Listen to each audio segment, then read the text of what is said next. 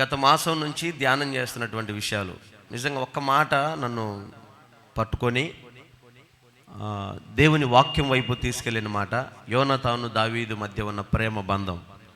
దాని గురించి మీతో పంచుకున్నాను. చాలామంది అద్భుతంగా రెస్పాన్స్ చేశారు, చూపించారు, సంతోషం అనిపించింది. అయితే కొంతమంది యూట్యూబ్లో వాళ్ళు విన్న వాళ్ళు కూడా చాలామంది నాకు ఫోన్ చేసి బాగా నన్ను ప్రోత్సహించారు. సరే, ఎలాగో ప్రారంభించాం కనుక ఈ ఆరాధనతో ఆ అనుభవాలు మనం ముగించుకోబోతున్నాం. మీకు 4 విషయాలు చెప్పాను. యోనాతాను దావీదు ప్రేమించినప్పుడు యోనాతాను దావీదుకి కొన్ని వస్తువులు ఇచ్చాడు. తన ఖడ్గము, తన కత్తి, తన వస్త్రములు. ఏంటివి? దుప్పటి, కత్తి, విల్లు, నడికట్టు. దుప్పటి అంటే ఏమని చెప్పాను? గౌరవము, ఘనత. తనకున్న గౌరవాన్ని, తనకున్న ఘనతని యేసయ్యకి అప్పచెప్పాడు. తర్వాత కత్తి, తన నోటి మాట, తన వాక్చాతుర్యం. అది బలమైన, బలహీనమైన, ఘనమైన, ఘనహీనమైన. ఇక నుంచి మాట నీదే ప్రభా, ఈ కత్తి నీదేనయ్యా, ఈ నోరు ఏదైనా మాట్లాడుతుందని నీ గురించేనయ్యా అని యోనాతాను తన కత్తిని దావీదుకి ఇచ్చాడు. తర్వాత విల్లు. విల్లంటే ఏం చెప్పాను? సామర్థ్యం, బలం. నీకున్న సామర్థ్యం, నీకున్న బలం దేవుడికి అప్పచెప్పాడు. అంటే యోనాతాను వీరుడే, యోధుడే. ఫిలిస్తీన్ల సైన్యాన్ని ఒంటరిగా వెళ్ళి గడగడలాడించిన వాడు. చెప్పాను కదా, సౌలు యుద్ధ సన్నద్ధమవుతున్నాడు ఫిలిస్తీన్లు ఓడించడానికి. సరదాగా ఒక సైనికుని పిలిచి, రారా అటు వెళ్ళొద్దాం రారా అని, వాడికి కూడా చెప్పకుండా అటు వెళ్ళొద్దాం రారా అని కొండ చాటున మాటు వేసిన ఫిలిస్తీన్ల దగ్గరికి యోనాతాను ఒంటరిగా వెళ్ళి సైన్యం మొత్తాన్ని వెనక్కి తరిమాడు. అలాంటి వీరుడు యోనాతాను. తన సామర్థ్యం ఎంత గొప్పదో చూడండి, బలం ఎంత గొప్పదో చూడండి. అలాంటి సామర్థ్యానికి సాదృశ్యమైన విల్లు దేవుని చేతికిచ్చాడు. దావీదు అంటే దేవుడు, యేసయ్య. యోనాతాను అంటే ఎవరు? మళ్ళీ మొదటికి వచ్చారా? ఒకసారి అల్లు చెప్పండి. ఇది బడి కాదు కానీ గుడే. కానీ మీ మనసులో ఉంటే, వాక్యం మనసులో ఉంటే ఓడిపోనేవాడంట. నేను ఓడిపోనయ్యా అని పాట పాడుతుంది ఈ మధ్య అక్క అన్న. ఆమెను ఏమనాలి మరి? చీర కట్టుకుంది కాబట్టి అక్కే అనాలి. అంజలక్క, నేను ఓడిపోనయ్యా, ఓడిపోనివ్వవయ్యా పాట పాడుతుంది. అట్లా వాక్యం ఉంటే మనం ఓడిపోం. ఎందుకంటే యేసుప్రభు 40 రోజులు ఉపవాసాలు ఉండి అరణ్యంలో నుంచి వస్తూ ఉన్నప్పుడు ఫస్ట్ యేసుప్రభుని ఎదుర్కొంది సాతానే. ఎందుకంటే ఈయన ఉపవాసాల్లో ఉండి బలం తెచ్చుకున్నాడు. ఇంకా ఈయన చేస్తాడు, ఏదైనా చేస్తాడు, అద్భుతాలు చేస్తాడు. ఈయన ఎట్టొకటి పట్టుకోవాలని చెప్పి సాతాను ఆయన తీసుకెళ్ళి ఒక కొండ శిఖరం మీద నిలబెట్టిందండి. సాతాను మాట్లాడుతున్నాడు, ఇదిగో నాకు నువ్వు నమస్కరించి నా ఎదుట నీ తల వంచితే ఇవన్నీ నీకు ఇస్తాను. ఈ కొండ మీద నుంచి దూకు, దేవదూతలు నిన్ను పట్టుకుంటారు, వాళ్ళు నిన్ను కాపాడుతారు. ఇట్లా యేసుప్రభుని రెచ్చగొట్టే మాటలు మాట్లాడుతున్నప్పుడు యేసుప్రభు హృదయంలో దేవుని వాక్యం ఉండటం వల్ల ఒక్కొక్క మాటకి ఒక్కొక్క సమాధానం చెప్పాడు. అర్థమైందా?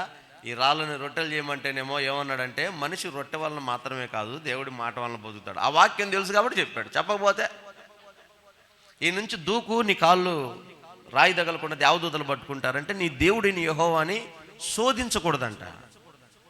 ఈ మధ్య చాలామంది శోధిస్తున్నారు. నేను కుంటోని తీసుకొస్తా, లేపు నడిపు, అప్పుడు నమ్ముతా అద్భుతాలు ఉన్నాయని. నేను చెవిటోని తీసుకొస్తా. శోధించకూడదు. ఎప్పుడు అద్భుతం చేయాలో, ఎక్కడ అద్భుతం చేయాలో, ఎట్లా అద్భుతం చేయాలో యేసయ్యకి తెలుసు. ఇప్పుడు మీరు చెప్పిన సాక్ష్యాలన్నీ అద్భుతాలే. దాని వెనకాల నుంచి చూస్తే రక్తపింజర్ దగ్గరికి వెళ్ళి సైలెంట్గా పట్టుకోకుండా వెనక్కి వచ్చినట్టే మామూలు కథ రవనక్క. ఈ పాటికి కోటం పెట్టాల్సి వచ్చేదాకా ఆదివారం ఆరాధన అంత మామూలు అయిపోయేది కాదు. కృప, అది మామూలు విషయం కాదు. ఈ సాక్ష్యాలే, అద్భుతాలే. ఇలాంటివి మనం దేవుని శోధించకూడదు. ఇవన్నీ ఎలా సాధ్యమవుతుందంటే మనలో వాక్యం ఉండాలి. ఆ వాక్యం మనకు తెలియాలి. అందుకని చెప్తున్నా, దుప్పటి అంటే గౌరవము, ఘనత. కత్తి అంటే మన మాట. ఈ మాట ఇంతవరకు నా మాట చెల్లింది, ఇక నుంచి నీ మాటే నా మాటగా మారుతుందయా అని దేవుడికి మన కత్తి, మన వాక్చాతుర్యాన్ని దేవుడికి ఇచ్చాం. తర్వాత విల్లు, మన సామర్థ్యం, మన బలాన్ని దేవుడికి ఇచ్చాం. ఈరోజు చివరిగా నడికట్టు. నడికట్టు. ఇప్పుడున్న ఈ తరములో నడికట్టుకు ఒక పేరు పెట్టాల్సి వస్తే దానికి బెల్ట్ అని పేరు పెడతారు. అంటే నడుమును బలపరిచేది, స్థిరపరిచేది, నిలబెట్టగలిగేది. ఎప్పుడైనా నడుములో వచ్చిందనుకో పెద్ద బెల్ట్ ఇస్తారు, దాన్ని పెట్టుకో, నువ్వు వంగిపోకుండా ఉంటావు, నిటారుగా నిలబెడుతుంది, నీకు వంగిపోకుండా పడిపోకుండా బెల్ట్ సహాయం చేస్తారు. ఎక్కడైనా పైన పని చేస్తూ ఉంటారు అనుకో, పెయింట్ వేసేవాళ్ళు, స్ట్రక్చర్ పెట్టేవాళ్ళు, టైల్స్ పైన బిల్డింగ్ల మీద చేసే వాళ్ళకి నడుముకి బెల్ట్ కడతారు. కారణం ఏంటంటే కింద పడిపోకుండా ఆ బెల్ట్ కాపాడుతుంది అన్నమాట. అయితే ఇక్కడ ఉన్న నడికట్టు అంటే అర్థం ఏంటంటే క్యారెక్టర్. యోనాతాను దావీదుకి ఇచ్చిన నడికట్టు. యోనాతాను అంటే మనం, దావీదు అంటే దేవుడు. ఈ రెండు మాటలు గుర్తుపెట్టుకోండి. యోనాతాను అంటే మనం, దావీదు అంటే దేవుడు. మన విల్లు దేవుడికి ఇవ్వాలి, మన దుప్పటి దేవుడికి ఇవ్వాలి, మన కత్తి దేవుడికి ఇవ్వాలి, మన నడికట్టు ఎవరికి ఇవ్వాలి? దేవుడికి ఇవ్వాలి. అంటే నడికట్టు అంటే అర్థం ఏంటంటే క్యారెక్టర్, స్వభావము, గుణము. ఇవి మనం ఎవరికి ఇవ్వాలి? యేసయ్యకి ఇవ్వాలి. ఏంటి నడికట్టు? ఎట్లా దొరుకుతుంది ఈ నడికట్టు? ఎక్కడ దొరుకుతుంది ఈ నడికట్టు? ఈ నడికట్టు వెనకాల ఉన్న మర్మం ఏంటి? ఎందుకు యోనాతానుకు నడికట్టు ఉంది? యోనాతానుకి నడికట్టు ఎందుకు ఉంది? ఒకవేళ ఉంటే అది దేవుడికి, దావీదుకి ఎందుకు ఇచ్చాడు? ఈ నడికట్టులో దాగి ఉన్న ఆంతర్యం ఏంటని మనం లేఖనంలో ఒకసారి చూస్తే, నడికట్టు గురించి ఒక 2 మాటలు చెప్పి నేను ముగించేస్తాను. ఇర్మియా గ్రంథం 13వ అధ్యాయము 1-2 మాటలు ఒకసారి చూడండి. ఇర్మియా గ్రంథం 13వ అధ్యాయము 1వ వచనం 2వ వచనం.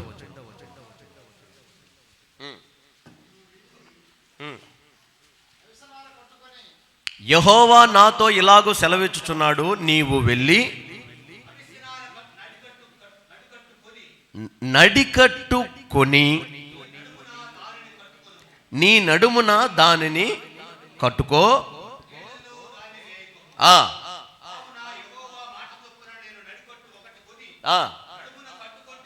చాలు. ఏంటయ్యా ఈ నడికట్టు అంటే? నా వైపు చూడండి అందరూ ఒకసారి హల్లెలూయా ఏం చెప్పండి. ఈ నడికట్టు ఏంటంటే, దేవుని దగ్గర ఒక ఆయన ప్రార్థన చేస్తున్నాడు. ఆయన ఏమనేని ప్రార్థన చేయని, ఏదో అవసరం ఉండి ప్రార్థన చేశాడో, ఆశీర్వదించమని ప్రార్థన చేశాడో, భారం కలిగి ప్రార్థన చేశాడో, దేవుని దగ్గరికి ఒక ఆయన వెళ్ళాడు. ఒక యవనస్తుడు వెళ్ళి ప్రార్థన చేస్తుంటే దేవుడు ఆ యవనస్తుడితో మాట్లాడుతున్నాడు. హలో, నువ్వు ముందెళ్ళి నడికట్టు కొనుక్కో అన్నాడు. ఏం చేయమన్నాడు? నడికట్టు ఏం చేయాలా? కొనాలి. మొదట నడికట్టు మనము కొనాలి. ఎక్కడ అమ్ముతారు? ఎవరు అమ్ముతారు? ఏంటి నడికట్టు? ఎందుకు ఈ నడికట్టు? ఈ నడికట్టు వల్ల ఉపయోగం ఏంటి అని మనం ఆలోచన చేస్తే, నడికట్టు అనేది క్యారెక్టర్, స్వభావం, గుణం. మన గుణము, మన స్వభావాన్ని, మన క్యారెక్టర్ని దేవుడు కోరుకుంటున్నాడు. అందుకని దేవుడు అంటున్నాడు, నువ్వు ప్రార్థన చేస్తున్నావు, మొదటెళ్ళి నడికట్టు కొనుక్కోపో. ఎక్కడ అమ్ముతారా ఈ నడికట్టు అంటే, మామూలుగా అక్షరానుసారమైన బెల్ట్ అయితే, అక్షరానుసారమైన గుడ్డ అయితే, అక్షరానుసారమైన వస్తువు అయితే ఏదో ఫ్యాన్సీ స్టోర్లో అమ్ముతారు, ఇంకో చోట అమ్ముతారు. కానీ అక్షరం వెనకాల నిన్ను ఆధ్యాత్మికంగా నడిపించే ఈ నడికట్టు, ఈ క్యారెక్టర్ ఈ భూమి మీద ఎక్కడైనా దొరుకుతుంది అంటే, అది దొరికే ఒకే ఒక స్థలం దేవుని మందిరం. దేవుడు మహిమపరచబడును గాక.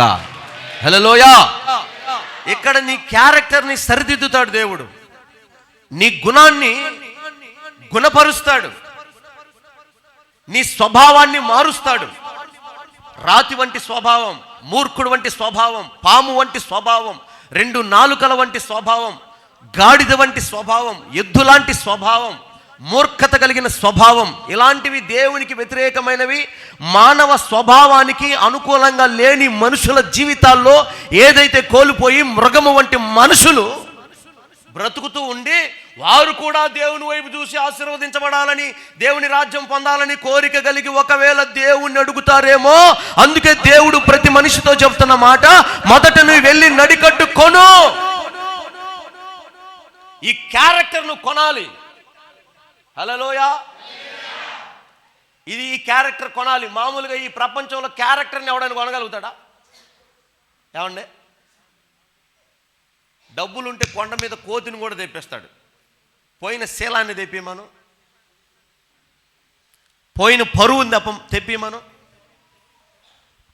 పోయిన జారిన మాట, పోయిన ప్రాణం, కోల్పోయిన పరిశుద్ధత, కోల్పోయిన భక్తి, కోల్పోయిన సమయం, ఎంత డబ్బిస్తే తిరిగి వస్తుంది? ఆ క్యారెక్టర్ను కొనాలంట. చప్పట్లు కొట్టు. Praise the lord, praise the lord, hallelujah. అది నడికట్టు. దానిని యోనాతాను కొన్నాడు. ఊరకొచ్చింది యోనాతానికి? ఊరకొచ్చిద్దా? యోనాతాను సౌలు కొడుకే. రాజ్యంలో ఉన్న వజ్రవైడూర్యాలు, ధనధాన్యాలు, ధనాగారం మీద సమస్త అధికారం కలిగిన వాడే యువనాయకుడే. కులం ఉంది, మతం ఉంది, రాజ్యం ఉంది, సింహాసనం ఉంది, అధికారం ఉంది, సమస్తం ఉన్నాయి. కానీ క్యారెక్టర్ లేకపోతే ఏం చేస్తారు? ఈరోజు రాజకీయ నాయకులు ఈడ్చి బయట ఇట్లా రోడ్ల మీద పెట్టట్లా, ఇది ఈయన బతుకు, ఇది ఈయన బతుకు అని బయట పెట్టట్లా, ఏకిపారేయట్లా, విలువలు లేని బతుకులు బతకట్లా. కానీ యోనాతాను క్యారెక్టర్ ఉంది. సౌలు కంటే గొప్ప క్యారెక్టర్ ఉంది యోనాతానికి. దీనికోసం ఏం వెల చెల్లించాడు యోనాతాను? ఏం చేశాడో, ఏం వెలబెట్టాడో, మందిరంలో దేవుని పాదాలు ఎట్టబట్టుకున్నాడో, ఎట్లా బ్రతిమాలుకున్నాడో.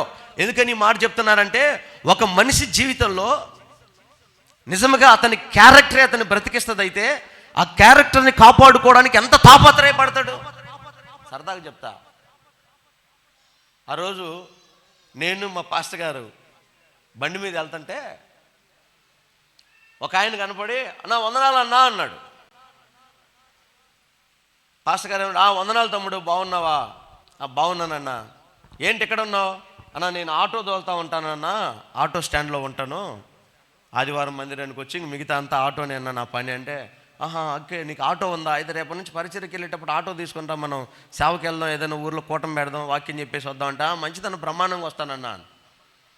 సరే, మందిరంలో ముందు వరుసలో కూర్చునే వ్యక్తి, సేవకు సహకారంగా ఉన్న వ్యక్తి, సేవకుడితో పాటు ఉన్న వ్యక్తి ఉద్యోగంగా ఉన్నాళ్లే, బాగున్నాళ్లే అని. మేము విజిటింగ్ ముగించుకొని తిరిగి వచ్చేటప్పుడు ఆటో స్టాండ్ దగ్గరే ఒక చిన్న చప్టా ఉంటే, ఆ చప్టా మీద కూర్చొని ఒక నలుగురు వ్యవహారం చేస్తున్నారు. అయ్యగారు కాలు మీద కాలు వేసుకొని చేయి పెట్టుకొని సిగరెట్ పెట్టుకొని ఉన్నాడు. సిగరెట్ అల్లంత దూరాన పాస్టర్ గారు లాల్చి వేసుకొని బండి మీద కూర్చొని రయ్యమని వస్తుంటే, ఊరి నాయన పాస్టర్ గారు వస్తున్నాడని ఆ సిగరెట్ తీసి వెనకాల ప్యాంట్లో, జీన్ ప్యాంట్లో దోశాడు. తోసి లేచి నిలబడ్డాడు. జీన్ ప్యాంట్ లూజ్గా ఉంటుందా, టైట్గా ఉంటుందా? టైట్గా ఉంటుంది కదా. ఈ నిప్పు, సిగరెట్కు ఉన్న నిప్పు జీన్ ప్యాంట్లో ఉంది, పొగ నోట్లో ఉంది. పాస్టర్ గారు వచ్చి బండి ఆపాడు. ఏం తమ్ముడా, ఏడా ఉన్నా ఇంకా అంటే, ఏం చెప్పాలా? చూసి అన్నా ఏడా ఉన్నానన్నా, సాయంత్రం వెళ్తా అన్నా, ఇంకా టైం ఉందన్నా, ఇప్పుడే పోయి ఏదో చెప్పాలా. ఏం తమ్ముడు ఇంకా ఏడా ఉన్నావు అంటే అంటున్నాడు. చెప్పు, ఏదో ఒకటి చెప్పు. చెప్పలేకపోతున్నాడు. సరే, నిజం చెప్పకపోయినా, నువ్వు నిజం చెప్పకపోయినా ప్రకృతి నిజం చెప్పేస్తుంది. ప్యాంటుకి బొక్కబడింది ఆల్రెడీ, గుట్టగాలిన వాసన వస్తుంది. ఇప్పుడు దాన్ని ఆపుదామన్నా, కొడదామన్నా, ఏం చేద్దామన్నా పాస్టర్ గారు పోతే కానీ పని జరగదు. ఇన్ని బాధలు ఎందుకురా నీకంటే, తన క్యారెక్టర్ ఆయనకు తెలియకూడదు. ఇది ఒరిజినల్. ఇది చర్చిలో క్యారెక్టర్ వేరే, ఇది అసలు ఒరిజినల్. ఈ ఒరిజినల్ క్యారెక్టర్ ఆయనకు తెలియకుండా కాపాడుకోవడానికి ఇన్ని తిప్పలు పడుతున్నాడు. కానీ ఇప్పుడు యోనాతాను తన క్యారెక్టర్ కాపాడుకున్నాడంటే, కాపాడుకున్న క్యారెక్టర్ దేవునికి, ఇదిగో నా పరిశుద్ధత, ఇదిగో నా భక్తి, ఇదిగో నా విధేయత, ఇదిగో నా స్వభావం, ఇదిగో నా మాట, ఇదిగో నా పద్ధతి, ఇదిగో నా జీవితం అని యోనాతాను ట్రేలో పెట్టుకొని తన నడికట్టును దావీదు చేతిలో పెట్టగలుగుతున్నాడంటే ఎలాంటి క్యారెక్టర్ యోనాతాను కలిగి ఉన్నాడో అలాంటి క్యారెక్టర్ దేవుడు మనకు నిశ్చయముగా అనుగ్రహించునుగాక. కొట్టు చప్పట్లు, దేవునికి మహిమ కలుగునుగాక. హల్లెలూయా, హల్లెలూయా. అందుకే దేవుని మందిరానికి వచ్చిన నీవు నడికట్టు కొనాల్సిందే. గట్టిగా ఆమేన్ చెప్పండి. మందిరానికి వచ్చిన నీవు ఏం కొనాలి? అది. మరి అన్నయ్య, మరి ఎప్పుడూ అమ్మకపోతేవి కదా అన్నయ్య. మందిరానికి వచ్చింది నువ్వు నడికట్టు కొనాలి, మరి ఎప్పుడు అమ్మకపోతివే అని మీరు అడగాలి. నేను ప్రతి ఆదివారం అమ్ముతూనే ఉన్నా. మరి ఎంత? దాని రేట్ ఎంత? ఎంత పెట్టి కొనాలి? దాని విలువ ఎంత? దాని విలువ నీ విధేయత ఎంతో అంత, నీ తగ్గింపు ఎంతో అంత, నీ పరిచర్య ఎంతో అంత, నీ కానుకెంతో అంత. ఒక్కరు కూడా ఆమె చెప్పట్లా. చపలు కొడు గట్టిగా.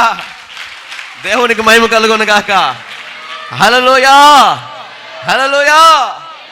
నిష్ఠ కలిగి దేవుని పాద సన్నిధిలో నీ భక్తి జీవితాన్ని, నీ వ్యక్తిగత జీవితాన్ని దేవునికి అప్పగించుకొని, నువ్వు తగ్గించుకొని విధేయత కలిగి నువ్వు భక్తి చేస్తావే, ఆ భక్తి యొక్క మూల్యమే నడికట్టు విలువ. అలా ఎవరైతే భక్తి చేస్తారో నిష్ఠగా, నాజీరు చేయబడి వ్రతముగా, వ్రతం అంటే తెలుసు కదా, మాయ్ మాట్లాడు, ఏందో ఇన్ని మాటలు మాట్లాడు, ఒక్క మాటలు మాట్లాడు, పక్కన అత్త ఉంటుంది, మాయ్ ఓ మాయ్ ఇవాళ అది మౌన వ్రతంలో ఉందిలే. ఏ వ్రతంలో ఉందంట? అందుకని ఏం చేయదంట? అది వ్రతం. కోటం పెట్టాం, పొట్టేలు కొట్టాం, రా. అబ్బా, నేను ఇవాళ తిన్న కదన్నా. ఏమి సోమవారం మటన్ తిన్నాం. నాన్ వెజ్ వ్రతం ఇది. ఇట్లా వ్రతం ఉంటుంది. పాపము చూడను, పాపము చేయను, అబద్ధము చెప్పను, మోసం చేయను, అన్యాయం ఉండదు, అక్రమం ఉండదు, వేషధారణ ఉండదు, డంబం ఉండదు, బిల్డప్ ఉండదు. నాకు కలిగిందే నాకున్నదే. మందిరానికి వచ్చానా, నన్ను నేను తగ్గించుకొని ఆరాధిస్తాను, మందిరం కొరకు ప్రయాసపడతాను, దేవుని కొరకు ఎంత దూరమైన ఎంతాలు దేవుని సాక్ష్యాన్ని, దేవుని మాటను నలుగురిలో ఎలుగెత్తి సాక్ష్యం చెప్పగలను అని ఎవరైతే నిష్టగా తీర్మానం చేసుకుంటారో అదే నడికట్టు విలువ. కొట్టు చప్పట్లు ఇప్పుడు. దేవునికి స్తోత్రం కలుగును గాక. హల్లెలూయా, హల్లెలూయా. అలాంటి నడికట్టు కలిగిన వారే యేసు రక్తాన్ని, యేసు శరీరాన్ని భుజించగలరు. ఆమేన్. వాళ్ళు బలవంతులు, వాళ్ళు శక్తి కలిగిన వారు, వారికి సామర్థ్యం ఉంటుంది, వారికి గౌరవము ఘనత ఉంటుంది. అలాంటి వాళ్ళకు ఉండదు. బాప్తిసం తీసుకునే వాళ్ళు మీరేం బాధపడమాకండి. చెప్తున్న ఒక మాట, ఇప్పుడు ఆరాధన అవగానే యేసు రక్తంలో కడగబడి ప్రభు బలలో చేయి వేసే వాళ్ళు మందిరంలో ఉండండి. మిగతా వాళ్ళు చెబా బడివా అన్నట్టు. నేను అనలా. ఒకసారి ఆ మాట అన్నందుకు ఒక ఆయన చచ్చి మానేశాడు. మనోళ్ళు ఎవరో కనపడి దారిలో, నేను ఎప్పుడన్నా అన్నానంటమ్మా అట్ట అనను కూడా. ఏందన్నా చచ్చి మానేసావు, ఈ మధ్య వస్తా రావట్లేదు, ఏంటంటే అన్నయ్య అంతలో మాట అన్నాడు తెలుసా? ఏమన్నాడు? బాప్తిసం తీసుకున్న వాళ్ళు బయటికి పోండి మర్యాదగా అన్నాడంట అన్నయ్య. నేను అట్ట అన్ననా, నిలబడండి వెనకాల, లేకపోతే కొంచెం అటు పక్కన ఉండండి అన్న, అడ్డమైద్దని దారిలో. దానికి నీకు అంత పౌరుషం ఉన్నోడు తీసుకోవచ్చుగా, అంతలో పౌరుషం ఉన్నోడు బాప్తిసం తీసుకోవచ్చు కదా. బలలో చేయాలంటే నీకు ఆ గౌరవం ఘనత ఉండాలి, బలలో చేయి వేయాలంటే నీకు ఆ సామర్థ్యం ఉండాలి, బలలో చేయి వేయాలంటే నీకు నడికట్టు ఉండాలి. ఆ నడికట్టు లేకపోతే, నీకు ఆ సామర్థ్యం లేకపోతే, ఆ విల్లు లేకపోతే, ఆ కత్తి లేకపోతే, ఆ కత్తి ఆయనకి ఇవ్వలేకపోతే, ఆ దుప్పటి లేకపోతే నువ్వు బలలో ఉండలేవు, బయటికి పోతావు. నేను చెప్పే పనే ఉంది, నేను చెప్పక్కర్లేదు. సరే మీరు ఏడే ఉండండి అన్నాను అనుకో, ఉండి ఏం చేస్తావు? స్వత్వమేగా వాళ్ళకి పెడుతుంటే. పిల్లలు మీరు తెచ్చుకొచ్చిన పిల్లలు ఉంటారా, వాళ్ళు పాపం సోర్మంటే నాకు కూడా పెడితే బాగుండని చూస్తుంటారు. పెట్టగలుగుతామా? బయటికి వెళ్తే 2 కేజీలు పెట్టచ్చు, కానీ ఇది పెట్టగలుగుతామా? ఒకవేళ నాకు తెలియకుండా సీక్రెట్గా పెట్టినా అది యోగ్యమైద్దా? నీకు నడికట్టు ఉంటేనే నువ్వు ప్రభువులను చేయివేస్తావు. అందుకే దానికి మోషే ఆ రోజు ధర్మశాస్త్రం రాసినప్పుడే నడికట్టు యొక్క మర్మం రాస్తాడు. నిర్గమకాండం 12వ అధ్యాయము 11వ వచనంలో ఒకసారి ఆ మాట రాసి ఉంటుంది చూడండి. నిర్గమకాండం 12వ అధ్యాయం 11వ వచనం. మీరు ఆ శరీరమును, ఆ రక్తమును తినవలసిన విధము ఏమనగా, మీ నడుము కట్టుకొని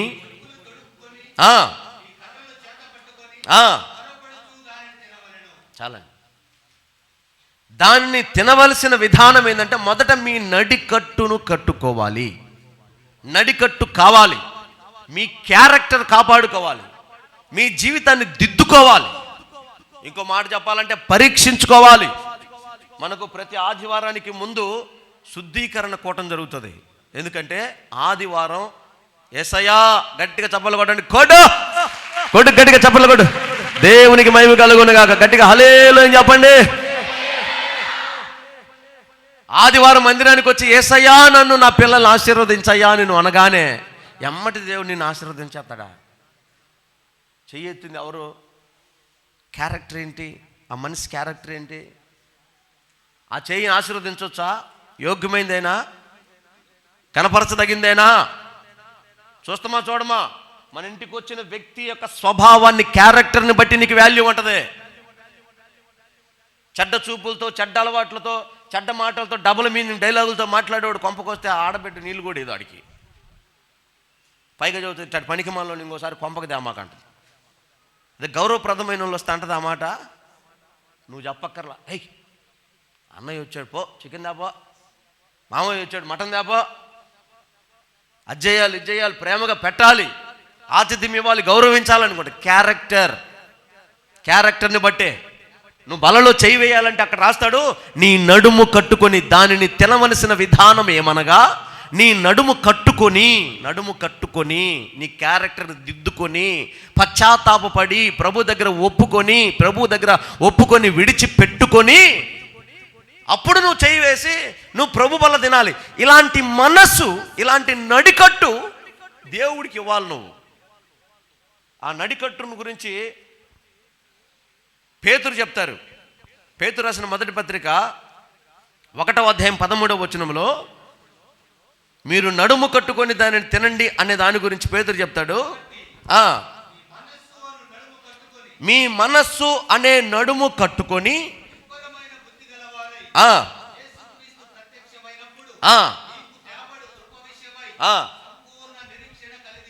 చాలండి.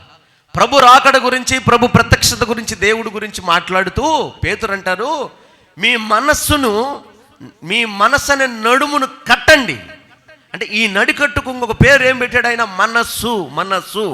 మనం మొదట ఇర్మియా గ్రంథంలో చదివినప్పుడు ఇర్మియాతో దేవుడు మాట్లాడతాడు, ఇర్మియా నువ్వు వెళ్ళి నడికట్టు కొని దానిని నీళ్ళల్లో వెయ్యక, ఆ మాట నోటీస్ చేయాలి. మీరు చదివారు? మీరు మళ్ళీ ఒకసారి చదువు. యెహోవా నాతో ఇలాగూ సెలవిచ్చుచున్నాడు, నీవు నడికట్టు కొని నీ నడుమును దాన్ని కట్టుకో, నీళ్ళల్లో దాన్ని వెయ్యకు. నడికట్టు కొనుక్కోమన్నాడు, మందిరానికి వెళ్ళమన్నాడు, చెప్పే బోధన బట్టి, చేసే భక్తిని బట్టి దాన్ని నువ్వు సంపాదించుకోమన్నాడు. సంపాదించుకున్న నీ నడికట్టును ఎక్కడ వేయకూడదు? నీళ్ళల్లో వేయకూడదు. నీళ్ళంటే అర్థం ఏంటంటే కదిలే స్వభావం నీళ్ళకు ఉంటుంది. నీళ్లు నిలబడవు. నువ్వు కొండలో పోసినా ఊగుతుంటాయి, బిందెలో పోసినా ఊగుతుంటాయి, బాటిల్లో పోసినా ఊగుతుంటాయి, బబుల్లో వేసినా ఊగుతూనే ఉంటాయి.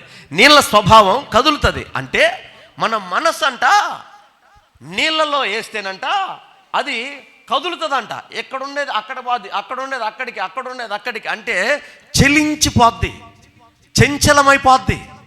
ఒక చోట ఉండదు, ఒక మాట మీద ఉండదు, ఒక తీర్మానంలో ఉండదు, ఒక ఆలోచనలో ఉండదు. వాక్యం విన్నప్పుడు ఒకలాగా ఉంటుంది, దేవుడు మాటలు ఆలకించినప్పుడు, దేవుని బిడ్డలు ఎదురైనప్పుడు, దేవుని ఆశీర్వాదాన్ని రుచి చూసినప్పుడు ఒక తీర్మానం చేస్తుంది.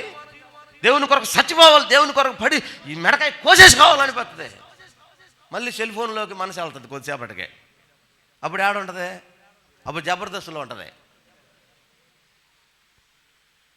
ఆ నడికట్టును నీళ్ళ మీద వేయమాక, దాన్ని కట్టు. ఎందుకయ్యా నీళ్ళ మీద వేయకూడదు? అందుకే చెలించిపోద్ది, చెంచలిస్తుంటుంది. చర్చి దాటితే మళ్ళీ ఊరి మీద పోద్ది, జెండ చెట్టుకు పోద్ది, రాజకీయాల్లాగా పోద్ది, కార్తీక దీపం సీరియల్లాగా పోద్ది, చెడ్డ స్నేహాలకు పోద్ది, లోక వ్యసనాలకు పోద్ది, లోక ఆశల మీదకి పోద్ది. మనసు పోలేదా? ఒక్కొక్కడికైతే ఆ ఇంటి చుట్టే తిరుగుతుంటుంది మనసు, దాని చుట్టే తిరుగుతుంటుంది మనసు, వాడి మీదకే పోతుంది మనసు. మరి ఏంటో మరి. నేను ఫోన్ ఎక్కడో లైవ్లో దేనికో ఇచ్చి అర్జెంటుగా ఫోన్ చేయాల్సి వచ్చింది. మర్చిపోయానేమో. నా పక్కన ఉన్న ఆయన ఫోన్ అడిగా, ఫోన్ ఇరా బాబు తొందరగా ఫోన్ చేద్దామంటే ఇత్తనన్నా అంటున్నాడు, ఏదేదో గెత్తండు, ఇత్తనన్నా అంటుండే ఏదేదో గెత్తండు, ఏం చేస్తాడు వాల్ పేపర్ మారుతాడు. అర్థమైందా మీకు? వాల్ పేపర్లు ఎవరు ఉన్నారు, ఎందుకు పెట్టావు? మనసు నిండా ఆమె ఉంది అందుకే పెట్టాడు. నేను అనుకున్నా, ఎవరిని పెట్టావు? సిమ్రాన్ని పెట్టావా? సిమ్రాన్ ముషిల్లైంది అన్నయ్య. ఏమన్నా 9th తరం పెట్టావా? 4 పిల్లలు కనిందండి. ఇంకెవరిని పెట్టావు? ఎవరిని పెట్టాలి అన్నయ్య? ఇప్పుడు నీకు ఎందుకని ఫోన్ చేయి. ఎక్కడ పెడుతున్నావు మనసు? ఎక్కడ తిరుగుతుంది మనసు? ఎవరి చుట్టూ తిరుగుతుంది మనసు? దాని చుట్టూ తిరిగేది, వాడి చుట్టూ తిరిగేది, లోకం చుట్టూ తిరిగేది, పనికి మాలి వ్యవహారాల చుట్టూ తిరిగేది. ఇవన్నీ తీసుకొచ్చి నువ్వు దావీదు దగ్గరికి వచ్చి, అది దావీదా నడికట్టు తీసుకుంటావా? ఇత్తవా? ఇవ్వగలవా? కుళ్ళిపోయింది, చెడిపోయింది, అపవిత్రమైంది, పాడైపోయింది, నీచమైంది, చెడ్డది, మలినమైంది, పాడై, ఇంకొక మాటలో చెప్పాలంటే అది దాన్ని బొగిలిపోయిందంట. అది ఆ నడికట్టు, పాత గుడ్డకు కూడా పనికిరాని నడికట్టు. నీ మనసు, నీ జీవితం, నీ స్వభావం, నీ గుణము ముత్యము లాంటిదంట. గుణవతి అయిన భార్య దొరుకుట అరుదు, అట్టిది ఆ గుణం, ఆ నడికట్టు కావాలి యేసయ్యకి. గుణవతులందరూ ఒకసారి హల్లెలూయా చెప్పండి. అందరు ముసలోళ్ళే చెప్పారు, వాళ్ళకి అర్థమై సావాలా. మీ మొగుళ్ళందరూ చచ్చిపోయారు కదా తల్లా, మీ దెబ్బకే ఇంకా బ్యాలెన్స్ ఉంది. కొంతమంది వాళ్ళని కూడా కానుగుతారు, ఈ సంవత్సరం కానుగుతారు నాకు తెలుసు. గుణవతులు భర్తని నెత్తి మీద పెట్టుకొని, కిరీటంలాగా పెట్టుకొని, భర్త జోబిలో నుంచి ప్రేమగా మొత్తం తీసి ఇచ్చేయాలా, ప్రేమతో. అంతేగాని 360 డిగ్రీలు తిప్పి పిలిచినా పట్టించుకోకుండా, పెట్టింది తినకుండా, వండింది పెట్టకుండా, ఇంట్లో ఏలియన్స్ తిరిగినట్టు తిరుగుతుంటారు. ఇంకా మాయ్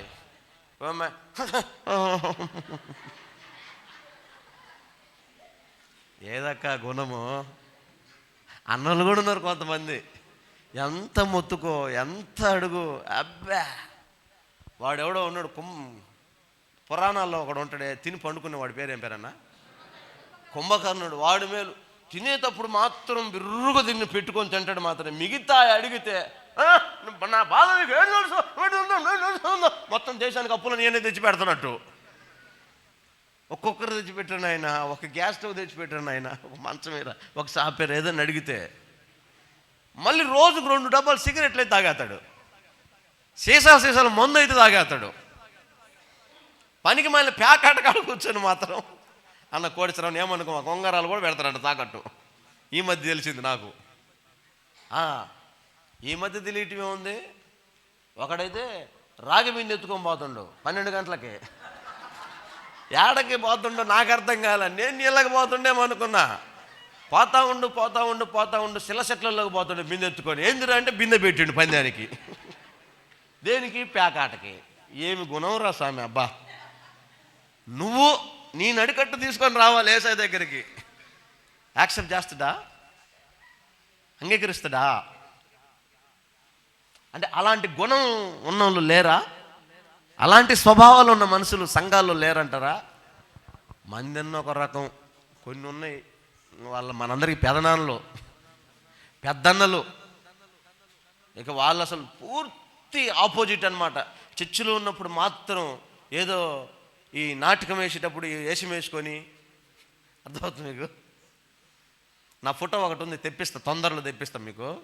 నా 12 ఏళ్ల వయసులో మా తాత మా ఊర్లో పెద్ద అనమాట. ఆయన ఈ పండగలకి డ్రామాలు వేయించేవాడు. ఒక క్యారెక్టర్కి ఒకడు మిస్ అయ్యాడు, బొడ్డోడు. హరిశ్చంద్ర కొడుకు క్యారెక్టర్కి ఆ బొడ్డోడు మిస్ అయ్యాడు. ఈ బొడ్డోడు మిస్ అయ్యాడు, ఎట్ట చేయాలి ఇప్పుడు, ఏం చేయాలంటే, మా మనవడు ఉన్నాడు అసలు సూపర్గా ఉంటుందని చెప్తే మనల్ని పట్టుకొచ్చారు బడిలో నుంచి. నీకెందుకు వేసి హార్మోన్ పెట్టి దగ్గర రాగం ఎత్తితే, అబ్బా ఇట్టంటోడు కదా కావాల్సిందని పట్టుకున్నారు నన్ను గట్టిగా. ఒక్కదాంతో వదల 4-5 వేశారు. తర్వాత ఫోటోలు తీశారు. అప్పుడు ఈ వీడియోలు ఇదంతా సీన్ లేదు, ఫోటోలు తీశారు. నా తాపత్రం ఏంటంటే నన్ను చూసుకోవాలని. నా ఫోటో ఎదురా అంటే నా ఫోటోలు ఒక 20 ఫోటోలు దాటిపోయినాయి, కానీ నేను ఇంకా ఎత్తుకుతానే ఉన్నా. వాడిని అడుగుతున్నా నా ఫోటో ఎదురా అని. తర్వాత వరకు ఇవన్నీ నీయే కదంటారా అని చూపించండి. అంటే మా తాత మీద ఉన్న అభిమానమో లేకపోతే మన క్యారెక్టర్ పెర్ఫార్మెన్స్ తెలియదు, కానీ డబ్బుల నోట్లతో దండేసి సన్మానించారనమాట. నన్ను నేనే గుర్తుపట్టలేకపోయా ఆ క్యారెక్టర్లో. కొంతమంది చర్చిలో ఉన్నప్పుడు ఆ రేంజ్ పర్ఫార్మెన్స్ ఉంటుంది, క్యారెక్టర్ నడికట్టు. చర్చి దాటిన తర్వాత మనం గుర్తుపట్టలేం. నోట్లో పొగ, చేతిలో బీడి, అట్లా కొంతమంది క్యారెక్టర్స్. ఆ మధ్య కూటమి పెట్టాడు మన ఆవులయ్య అన్న, కూటమి పెట్టాడు. పల్లెటూరు, బాగా పల్లెటూరు. ఆ ఊర్లో అయ్యా మా సంఘ పెద్దకు పాట వేయకపోతే ఈ ఊర్లో కూటమి పెట్టడానికి లేదయ్యా అన్నారంట వాళ్ళు. పాటేగా ఇద్దామని సంఘ పెద్దకు పాటిస్తే అసలు మామూలు పాట కాదు. యేసు రాజుగా వచ్చుచున్నాడు, నీ సంగతంతా తెలుసుకుంటాడు అని పాడాడంట. మంచి పాటే. ఆయన అనుకున్నాడు మా పాస్టర్ గారు, అది మంచోడ్రా పాపం, భారం కలిగి ఉన్నాడే, అందుకే పాట అడిగిండు. ముందు వరుసలో కూర్చొని పంచ పైకి లాక్కొని మోకాల మీద చేయి అలకెత్తండి వాక్యం. అప్పుడు ఇంత కరెంటు, ఇంత పర్ఫార్మెన్స్ లేదు. బొడ్డ లైట్లు టప్పుమని కరెంటు పోయింది. 20 మంది ఉంది.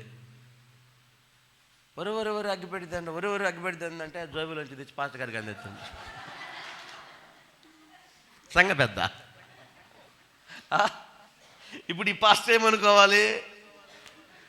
అసలు నీ జోబులు అగ్గిపెట్టి ఎందుకు ఉందిరా? సొట్ట తాగుతూ ఎప్పుడైనా దాని గురించి చర్చ తీస్తే ఆయన్ని పాస్టర్ గారి ఇంటికి వచ్చి బయటికి రా, సొట్ట తాగకూడదని బైబిల్ ఆడ చూపి, సంఘ పెద్ద చూపి, సుట్ట తాగకూడదని ఆడుందో చూపి, నువ్వు మా వాళ్ళందరూ చెప్పి వచ్చావంట కదా సుట్ట తాగేది ఏందని చూపి అన్నాడు. ఇంకా ఆ రకంగా అడిగితే యేసుప్రభు పళ్ళు తోమినట్లేదు అందుకని మనందరం మానేద్దామా? యేసుప్రభు స్నానం చేసినట్లేదు అందుకని మానేద్దామా? తిక్క ప్రశ్నలు, తిక్క ఆలోచనలు కాదు.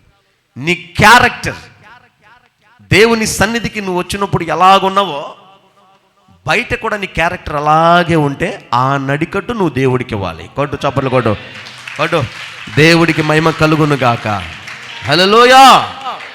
దాన్ని నువ్వు నీళ్ళల్లో వేయకూడదు. అంటే నీ క్యారెక్టర్ చెలించకూడదు, మారకూడదు.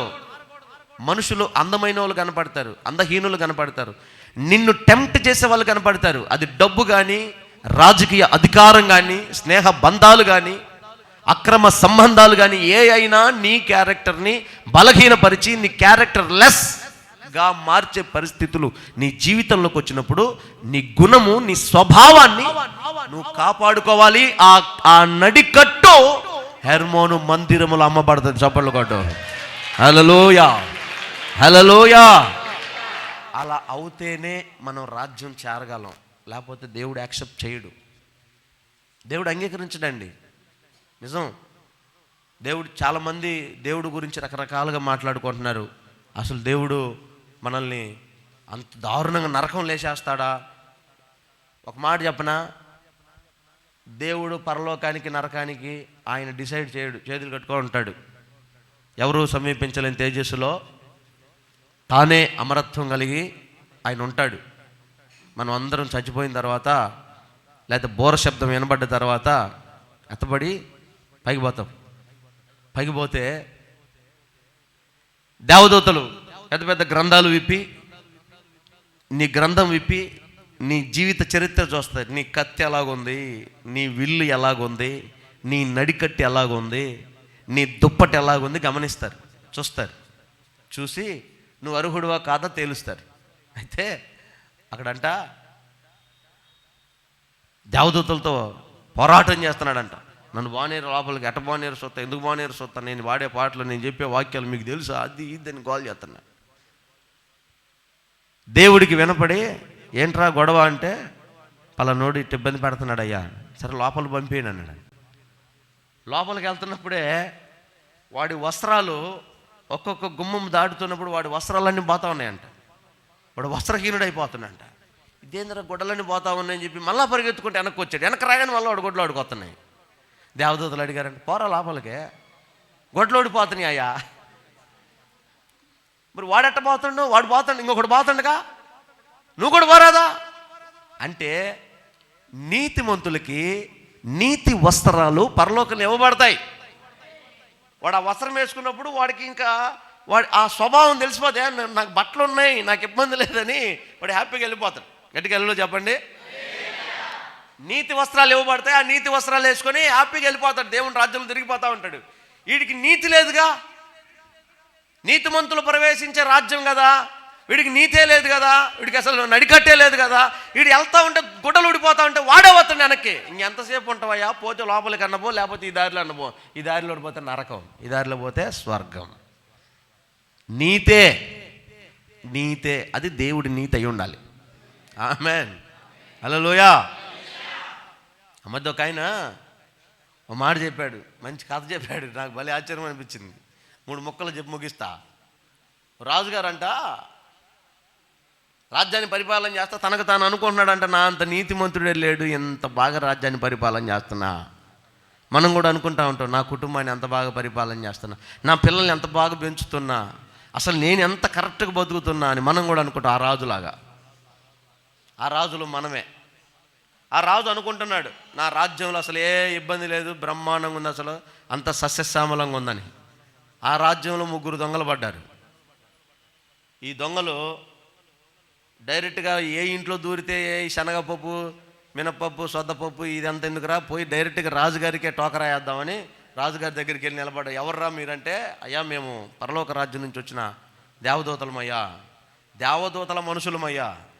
ఆహా, ఏంటి సంగతి? మేము నీతి వస్త్రాలు తయారు చేస్తాం. ఆ నీతి వస్త్రాలు ధరించుకున్నవాడు అసలు ఇక దేవతలాగా దేవుళ్ళగా కనపడతాడు. మీరు పర్మిషన్ ఇస్తే మీకు నీతి వస్త్రాలు చేస్తామన్నాడంట. సరే చెయ్యండి, ఎంత కావాలి, ఇంత వెండి కావాలి, ఇంత బంగారం కావాలి, ఇంత డబ్బు కావాలి, ఇంత తిండి కావాలి, ఇంత తిప్పలు కావాలని ఒక అంతఃపురంలో పెద్ద రూమ్ తీసుకొని దాంట్లో బ్రహ్మాండంగా తిని సుఖపడతా ఉన్నారు. 3 నెలలు అయింది, ఆసూకి లేదు.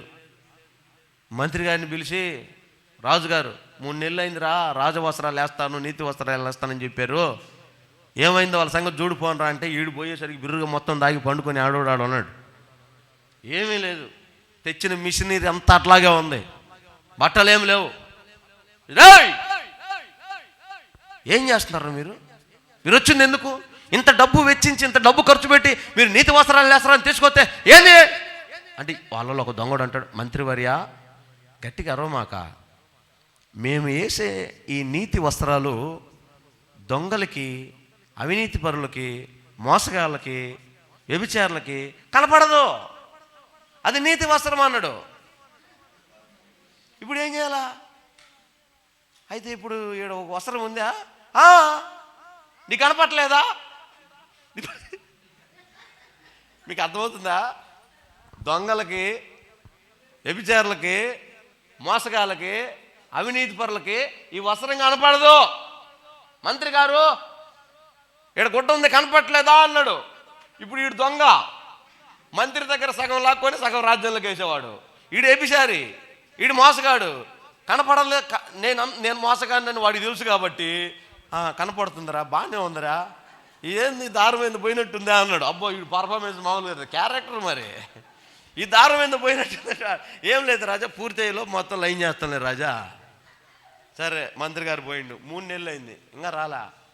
ఈ మంత్రి పనికొచ్చాడు కాదని చెప్పి ఇంకో మంత్రిని పంపించాడు. ఆ మంత్రి పోయితే వాడికి అదే పరిస్థితి, వాడు దొంగే, నీతిమంతులు లేడు. ఎవడున్నాడు? వాడు పోయి వాడు అదే మాట, వాడిది అదే పరిస్థితి వచ్చేసరికి వాడు కూడా గమ్ముగా బాగానే ఉందరా, ఏందరా రంగు పోయినట్టుంది, ఒకరా ఆడేదో రంగు ఏంటరా అని వాడు 4 మాటలు చెప్పండి. ఇట్లా 2 సంవత్సరాలు బాగా తిని సుఖపడి ఎంజాయ్ చేసి ఇక రాజుగారి చివరికి తీవ్రమైన నిర్ణయం తీసుకునేసరికి ఇప్పుడు వీళ్ళు పోయి చెప్తున్నారనమాట వాళ్ళకి, రాజుగారికి వచ్చిన మంత్రులు, రాజా అబ్బా ఏమి వస్త్రం రాజా అది కనుక మీరు ధరించి ఆ సింహాసనం మీద కూర్చుంటే ఇక మన రాజ్యంలో దేవుళ్ళ బొమ్మలు, దేవుళ్ళ ఫోటోలు ఎవరు పెట్టుకోరు రాజా, మిమ్మల్ని ఆరాధిస్తారు, మీ దగ్గర సాగిల పడతారు. అట్ట వేస్తున్నారు రాజా ఆ వస్త్రం అనేసరికి రాజుగారికి మొత్తం అన్ని అవయవాలు హ్యాపీ కొట్టుకుంటున్నాయి, ఇంకా నవనాడులు స్పందించిపోతున్నాయి. ఇక రాజుగారు ఆనందపడుతున్నారు, ఎంజాయ్ చేస్తున్నారు. తొందరగా వస్త్రాలు ధరించుకోవాలి, త్వరపెట్టండి, తొందరగా చేపియండి, నాకు ఏపియండి, నాకు ధరించండి అని వాళ్ళు చెప్పారు. పలానా రోజు రాజుగారికి వస్త్రాలు ధరించి రాజుగారిని రాజ్యంలో ఊరేగిస్తాము అని చెప్పారు. ఇప్పుడు ఈ రాజుగారికి ఈ వస్త్రాలన్నీ తయారు చేసి రాజుగారికి వేయాలి పలానా రోజు. ఈ మంత్రులు చెప్పారు ఆయనకి ఏమని, రాజా ఆ వస్త్రము నీతిమంతులకి మాత్రమే కనబడుతుంది, దొంగలకి, వ్యభిచారులకి, అవినీతి మంతులకి, అక్రమదారులకు ఆ వస్త్రాలు కనపడవు అన్నాడు. రాజు పాపం నీతిమంతుడే, మంచోడే. రాజుగారిని తీసుకొచ్చి నిలబెట్టారు. ఈ ముగ్గురు దొంగలు, అరే రాజుగారి పై వస్త్రం తీసేరా, తీసేశాడు. తలపాగా పెట్టురా అంటే వాడు వచ్చి తలపాగా పెడతాను కానీ ఆడేం పెట్టట్లా. తలపాగా ఏడుంది, రాజుగారికి ఏం కనపట్లా. చుట్టూ మంత్రివర్గం ఉంది. పాపం ఈయన నీతిమంతుడే, ఒరే నాకేం కనపట్లేదు, ఇదేం తేడాగా ఉందరే ఇది అనుకుంటే మళ్ళీ మంత్రివర్గం అంతా ఈ దొంగ ఏపిచారు అనుకుంటారేమో అని. బాగానే ఉందంటారా, ఎరా మంత్రి తలపాగా ఓకేనా అంటే బ్రహ్మాండంగా ఉంది రాజుగారు, నీకు ఇబ్బంది లేదు రాజుగారు, అసలు మామూలుగా లేదు తలపాగా. సరే మొత్తం నేను పైన తీసి కింద తీసి మొత్తం తీసి ఉత్తిపిత్త నిలబెట్టారు రాజుగారిని. ఇప్పుడు తీసుకెళ్ళి ఏనుగెక్కించారు. ఏనుగెక్కించి ఊరేగిస్తుంటే జనాలందరికీ మైండ్ బాతుంది. ఏందిరా రాజుగారికి ఏమన్నా మైండ్ పోయిందా ఏందిరా అంటే ఆ రాజ్యంలో అంతా టామ్ టామ్ అయిపోయింది. ఏమని, నీతి వస్త్రం అంట నీతిమంతులకు కనపడుతుందంట, అక్రమదారులకి, అన్యాయస్తులకి, అబద్ధికులకు కనపడదంట. అందరు దొంగలేగా.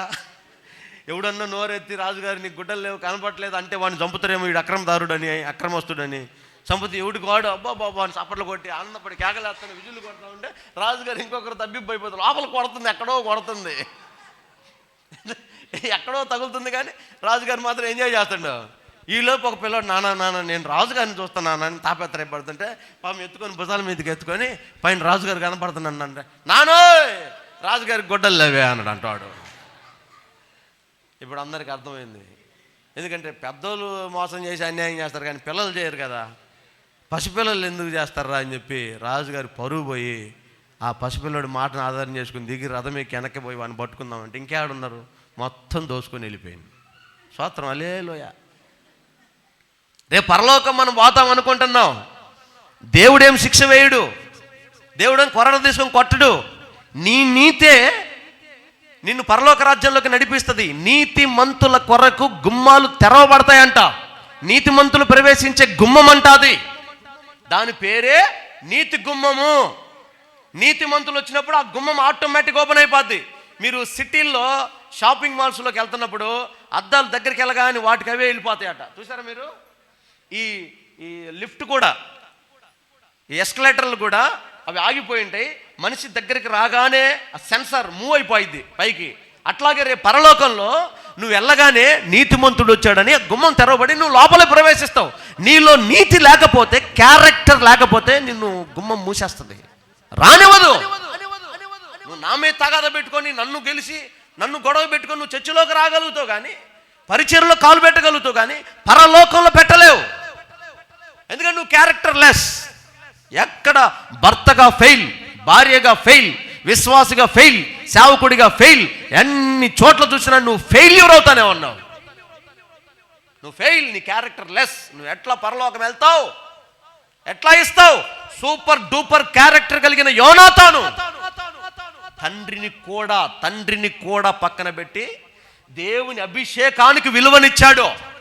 మాటలు చెప్పటం కాదు, దేవుడి గురించి, సేవకుడి గురించి, దేవుడి తర్వాతే నాకు ఏదైనా, దేవుడే ముందు, దేవుడు ఆశీర్వదిస్తాడు, దేవుడు గొప్పవాడు. భజన రాళ్ళు కూడా చేస్తాయండి. నువ్వు చేయకపోతే, నువ్వు చెప్పకపోతే, నువ్వు పాడకపోతే, నువ్వు ఒప్పుకోకపోతే చెట్లు చెప్తాయి, రాళ్ళు చెప్తాయి, సృష్టి చెప్తుంది. ఆయన ఔన్నత్యాన్ని, మహత్యాన్ని సృష్టి చెప్తుంది. నిన్న ఒక ఆయన భలే మాట అన్నాడు, ప్రపంచంలో నువ్వు ఏ దేశం వెళ్ళినా 7 రోజులే ఉంటాయి, 8 రోజులు ఉంటుందా? ఈ 7 రోజుల మాన్యువల్, ఈ 7 రోజులు ఉంది అంటానికి ఎవరు చెప్పాడు నీకు? బైబిల్ గ్రంథం చెప్పింది. ఎవరు చెప్పాలా? ఎవడైనా 7 రోజులు పాటించాల్సిందే. కొట్టు చప్పట్లో. హిందువైనా, ముస్లిం అయినా, ఎవరైనా బైబిల్లో రాసిన 7 రోజులే పాటించాలి. ఈ సృష్టి మాన్యువల్, సృష్టి మొత్తం తిరుగుతుంది, సూర్యుడున్నాడు, ఇది మొత్తాన్ని నియమించింది నేనే, దాన్ని తయారు చేసి శూన్యంలో వేలాడదీశానని చెప్పింది దేవుడే. దేవుడు చేసిన దాన్నే వీడు కనిపెట్టి చెబుతున్నాడు తప్ప దేవుడు చెయ్యింది కొత్తదేం లేదు, దేవుడు చేసిందే. పారాసెటమాల్ ట్యాబ్లెట్ వేస్తున్నావు, ఆ పారాసెటమాల్కి ఎన్ని ఆకులు, ఎన్ని చెట్లు, ఎన్ని బెరళ్ళు, ప్రకృతిలోంచి తీసిందే కదా. ఏదైనా నాటు వైద్యమైన, ఆయుర్వేదమైన, అల్లోపతి అయినా, హోమియోపతి అయినా, ఏ పతి అయినా దేవుడిచ్చిన సృష్టిలోంచి తీసుకొచ్చి ఇచ్చిందే కదా. అలాంటి దేవుని నువ్వు చేరుకోవాలంటే నీ క్యారెక్టర్ దేవునికి అనుకూలంగా ఉండును గాక. హల్లెలూయా. అందుకే ఆ దేవుడిచ్చిన ఆ క్యారెక్టర్, నువ్వు మందిరంలోకి వచ్చావు, బాప్తిసం తీసుకున్నావు, దేవుని నమ్ముకున్నావు, సంపాదించుకున్నావు, ఆ నడికట్టుని కొన్నావు.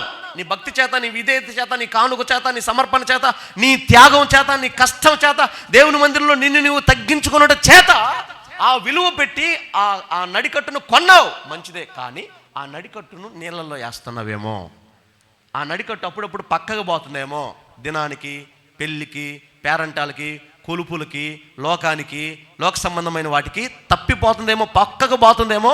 కనిపెట్టుకొని చూసుకో, దేవుడు నిత్యముగా నిన్ను ఆశీర్వదించి స్థిరపరచునగాక. ఎందుకంటే దావీదు అంటాడు, అయ్యా స్థిరమైన బుద్ధిని నాకు పుట్టించు. ఎందుకని ఆ మాట అన్నాడు? అప్పుడప్పుడు డైవర్ట్ అవుతుంది మైండ్ డైవర్ట్ అవుతుంది, అందుకే నాకు స్థిరమైన బుద్ధి పుట్టించు. మోషే కూడా అంటాడు 11వ అధ్యాయం, హెబ్రీయులకు రాసిన పత్రిక 11వ అధ్యాయం 26వ వచనంలో మోషే కూడా చెప్తాడు. ఒకసారి చదవండి ఆ మాట త్వరగా, నేను ముగిస్తున్నా. హెబ్రీయులకు రాసిన పత్రిక 11వ అధ్యాయం 26వ వచనం. మోషే పెద్దవాడైనప్పుడు విశ్వాసమును బట్టి ఐగుప్తు ధనము కంటే భాగ్యమని ఎంచుకొని అల్పకాల పాప భోగము అనుభవించుట కంటే యోచించి